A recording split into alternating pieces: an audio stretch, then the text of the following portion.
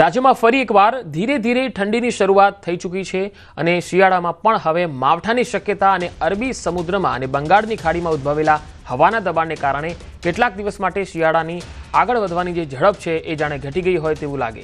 પરંતુ પાછલા 24 કલાકમાં ફરી એકવાર વાતાવરણમાં પલટો આવ્યો. સરેરાશ સમગ્ર ગુજરાતમાં ઠંડીના અનુભવમાં વધારો થયો. જો કે તાપમાનમાં કોઈ ખાસ ઘટાડો થયો નથી, પરંતુ હવા સૂકી થઈ જતા ઠંડીનો અનુભવ વધ્યો છે. આ સાથે ડિસેમ્બરથી ફેબ્રુઆરી દરમિયાન કોલ્ડ વેવ વિશે પણ હવામાન વિભાગે ભૂક્કા કાઢ્યા એવી આગાહી કરી છે. હવામાન વિભાગના મતે કચ્છ સૌરાષ્ટ્રના કેટલાક વિસ્તારોમાં લઘુત્તમ તાપમાન નોર્મલ રેન્જથી નીચું રહેશે, જેના કારણે કેટલાક વિસ્તારોમાં કડકડતી ઠંડીનો અનુભવ થઈ શકે છે. જ્યારે ઉત્તર ગુજરાત, સૌરાષ્ટ્ર, કચ્છના કેટલાક વિસ્તારો અને મધ્ય ગુજરાતમાં લઘુત્તમ તાપમાન નોર્મલ રેન્જથી ઉપર રહેશે. હવામાન વિભાગના મતે દેશના અન્ય રાજ્યોની સાથે ગુજરાતમાં શીતલહેર છવાઈ શકે છે. ડિસેમ્બરથી ફેબ્રુઆરી સુધી આ કડકડતી ઠંડી પડી શકે છે. એટલું જ નહીં, આ ઠંડી હાડ થીજવતી હશે. હવામાન વિભાગના ડાયરેક્ટર જનરલ મૃત્યુંજય મહાપાત્રાએ કહ્યું છે કે ડિસેમ્બરમાં ઉત્તર પશ્ચિમ, મધ્ય અને ઉત્તર પૂર્વ ભારતના અમુક ભાગમાં કોલ્ડ વેવના દિવસ સામાન્યથી વધારે રહેશે. આ સાથે હવામાન વિભાગે એલર્ટ જારી કર્યું છે. હવામાન નિષ્ણાત અશોક દેસાઈના મતે 24મી ડિસેમ્બર સુધી તાપમાનમાં ઘટાડો નહિવત છે અને એ બાદ શિયાળો જામશે. 24મી પછી અલ્નિનોનો પ્રભાવ વધી જવાના કારણે ગુજરાતમાં હવામાન પર અસર નહીં થાય અને ઠંડી જામશે.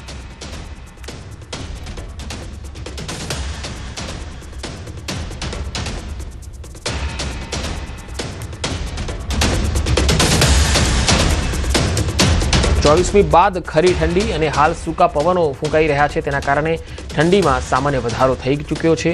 હવે કાતિલ ઠંડી ક્યારથી પડશે તેને લઈને કોલ્ડ વેવ અંગે હવામાન વિભાગે શું કહ્યું છે તે પણ અમે આપને સંભળાવીશું. આ વખતે પાછોતરી ઠંડી હાડ ધ્રુજાવી દેનારી હશે.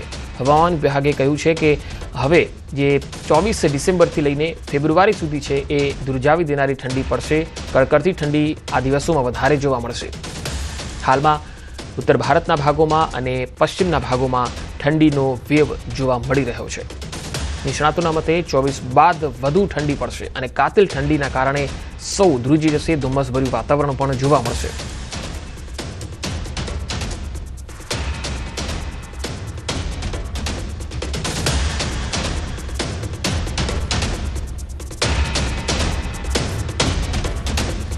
તો હવામાન વિભાગ કહી રહ્યા છે કે 24મી પછી ગુજરાતમાં ઠંડીનો વેવ વધશે. એટલું જ નહીં, ઉત્તર ભારતમાં હાલ ધ્રુજાવી દેનારી ઠંડી પડી જ રહી છે, પરંતુ તેની અસર ધીરે ધીરે ગુજરાત તરફ આવશે અને 24મી ડિસેમ્બર પછી ગુજરાતમાં હાડ થીજવતી ઠંડી પડશે. હાલમાં હવા સૂકી બનતા ઠંડીનો અહેસાસ જે છે એ વધી રહ્યો છે, પરંતુ હજુ કડકડતી ઠંડીનો અનુભવ થવાનો બાકી છે. એ 24મી ડિસેમ્બરથી લઈને ફેબ્રુઆરીના વચ્ચેના ગાળામાં જોવા મળશે. જોકે ખાસ અરબી સમુદ્રમાં જે હલચલ છે અને બંગાળના ખાડીની અંદર જે હલચલ છે તેના લીધે હાલમાં જે થોડી અસર છે એ જોવા મળી રહી છે. વધુ માહિતી મેળવીએ. સંવાદદાતા વિભુ પટેલ મારી સાથે જોડાયા છે. વિભુ, આ વખતે ડિસેમ્બરમાં જે ઠંડી પડવી જોઈએ, હવામાન વિભાગ એવું કહે છે કે આ ઠંડી હજુ જોઈએ એવી નથી પડી, પરંતુ 24મી બાદ પડશે. હકીકત શું છે અને આંકલન શું છે હવામાન વિભાગનું?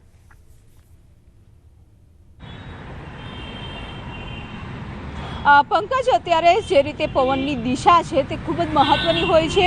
ડિસેમ્બરમાં સામાન્ય રીતે ઉત્તર તરફના પવનો છે તે ફૂંકાવાના શરૂ થઈ જતા હોય છે, પરંતુ છેલ્લા 15 દિવસમાં જોયું છે કે વારંવાર પવનની દિશા બદલાઈ રહી છે. 2 દિવસ પહેલાં ઉત્તર પૂર્વના પવનો હતા, અત્યારે પૂર્વ તરફના પવનો ફૂંકાઈ રહ્યા છે અને પૂર્વ તરફના પવનો ફૂંકાતાની સાથે જ ફરી એક વખત તાપમાન છે તે ઉપર આવી ગયું છે. 10 ડિગ્રીથી ફરી 12 ડિગ્રીએ લઘુત્તમ તાપમાન છે તે પહોંચી ગયું છે. હવામાન વિભાગનું અનુમાન છે કે જ્યાં સુધી પવનની દિશાઓ છે તે બદલાતી રહેશે ત્યાં સુધી તાપમાનમાં કોઈ બદલાવ મોટા નહીં આવી શકે. એટલે કે અત્યારે તાપમાન છે તે યથાવત રહેવાનું હવામાન વિભાગનું અનુમાન છે. આગામી 7 દિવસ છે અને ખાસ કરીને વાતાવરણ પણ સૂકું રહેશે.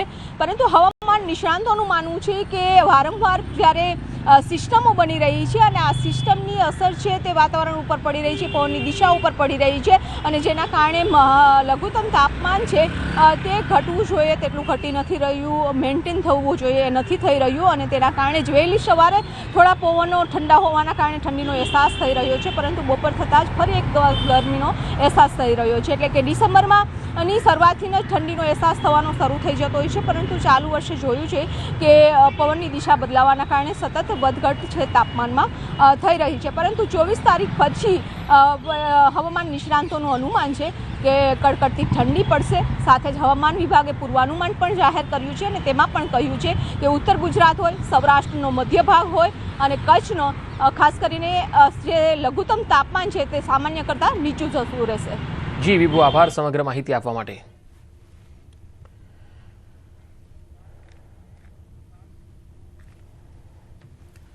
અને હવે વાત જગતના તાતની.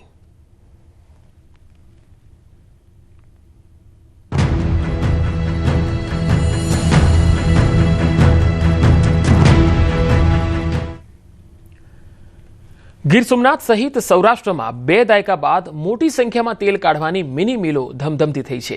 ગીર સોમનાથ જિલ્લામાં લગભગ 100થી પણ વધારે મિની મિલ ગ્રામીણ વિસ્તારોમાં શરૂ થઈ છે. દરરોજ ઓછામાં ઓછી 150 ખાંડી મગફળીનું પિલાણ થઈ રહ્યું છે. એક ખાંડી મગફળીમાંથી લગભગ 8 ડબ્બા તેલ નીકળે છે.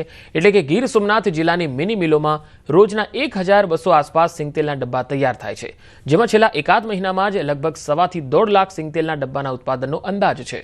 ખેડૂતો પોતાની મગફળીમાંથી તૈયાર થયેલું સિંગતેલ કઢાવી વેચી રહ્યા છે. બજાર ભાવ કરતાં ખેડૂતોને એક ડબ્બે 300 રૂપિયા જેટલો ફાયદો પણ થાય છે. શુદ્ધ સિંગતેલ મળતા લોકોનું આરોગ્ય પણ જળવાઈ રહે છે. મિલો પર મગફળી પીલાવવા માટે લોકોને 5-5 દિવસ રાહ જોવી પડી રહી છે. સિંગતેલ લઈ જાય તો સિંગતેલ ખાવામાં એકદમ ઉત્તમ છે, બરાબર. કારણ કે ડબ્બા તો લે તો ડબ્બામાં તો કોઈ નક્કી રહેતું નથી કેટલી જાતનું તેલ હોય, ભેળસેળ હોય ને કદાચ કોઈ રીતે, પણ સિંગતેલ એ તો આપણી સામે રહે ને તો ગેરંટી ફૂલ એમ. કારણ કે ખાય ને તો 2 મહિના કોઈ જ ડબ્બો આપણે ખુશ્બુ હોય, ખાવામાં એકદમ સરળ છે. તેલ કઢાવીને બધાને કુટુંબ બારું ભાઈ બારુમાં બધામાં આપ્યું અને વેચાતું 2900 રૂપિયા 3000 રૂપિયા ડબ્બો ચોખ્ખું તેલ કઢાવીને, જેથી કરીને આપણે જ એક વેપાર કરીએ કે આપણો પ્રોડક્ટ ને આપણે બધાને ચોખ્ખું તેલ ખવડાવીએ તો આપણે હેલ્થમાં પણ ફાયદો છે. તમારે દવાખાને ન જવું પડે એમ આ તેલ ખાવ તો.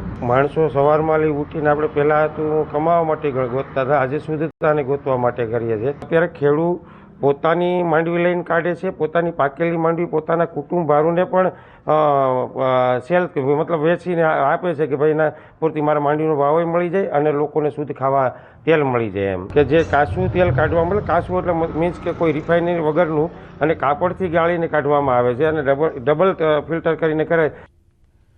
રાજ્યભરમાં ટેકાના ભાવે મગફળીની ખરીદી ચાલી રહી છે, ત્યારે બનાસકાંઠા અને વાવ થરાદમાં નાફેડની સેન્ટ્રલ ગવર્મેન્ટની ટીમ તપાસ માટે પહોંચી ટેકાના ભાવે ખરીદી કરવામાં આવતી મગફળીના ગોડાઉન, વેરહાઉસ અને સેન્ટરોની મુલાકાત લીધી. ખરીદ સેન્ટરો પર ખરીદીની ગુણવત્તા સહિતને લઈને તપાસ કરવામાં આવી. સાથે જ ગુજકો માસોલી ટીમ દ્વારા પણ ખરીદી સેન્ટરો પર કઈ રીતે કામગીરી થઈ રહી છે તેને લઈને તપાસ હાથ ધરાઈ. નાફેડ અને ગુજકો માસોલી ટીમે માલની ચકાસણી, કાંટાની ચકાસણી, બિલ, ડોક્યુમેન્ટ સહિતની તપાસ કરી. સાથે સાથે ખેડૂતો સાથે પણ ચર્ચા કરવામાં આવી. ખેડૂતોના ખાતામાં જણસીના પૈસા ટ્રાન્સફર થાય છે કે નહીં તેને લઈને પણ બેઠક થઈ.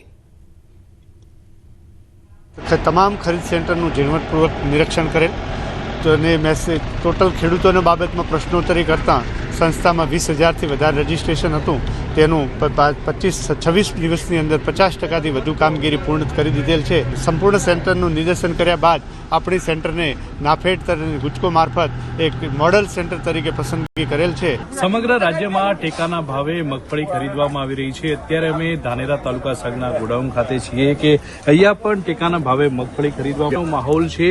મહત્વની વાત તો એ છે કે પહેલા જ્યારે ટેકાના ભાવે મગફળીની ખરીદી થતી ત્યારે લાંબી લાઈનો લાગતી હતી, કારણ કે રાત્રિ દરમિયાન અને વહેલી સવારથી ખેડૂતોને ઉભા રહેવું પડતું હતું અને મોડે સુધી ખેડૂતોનો નંબર આવતો હતો. પરંતુ આ વખતે જે પ્રમાણે વ્યવસ્થા કરવામાં આવી છે તે પ્રમાણે ખેડૂતોના જે નંબરો છે તે 3 વાગ્યા સુધી પતી જાય છે. 400 જેટલા ખેડૂતોને બોલાવવામાં આવે છે અને 150 થી 200 જેટલા ટ્રેક્ટરોના પાર્કિંગ માટેની સુવિધાઓ જે કરવામાં આવી છે તેના લીધે ખેડૂતો જે છે 3 વાગ્યા સુધી ફ્રી થઈ જતા હોય છે અને મોડી રાત સુધી ખેડૂતોને અહીંયા ટેકાના ભાવે મગફળી તોલાવવા રોકાવું નથી પડતું, કારણ કે 40 જેટલા કાંટાઓ અહીંયા લગાવવામાં આવ્યા છે અને આ વ્યવસ્થાને લઈને અત્યારે તો ખેડૂતોમાં ડબલ ખુશીનો માહોલ છે, કારણ કે એક તો ભાવ વધુ મળી રહ્યો છે અને તેમની મગફળી પણ તાત્કાલિક તોલાઈ રહી છે. કિશોર તુવર, ન્યૂઝ 18 ગુજરાતી,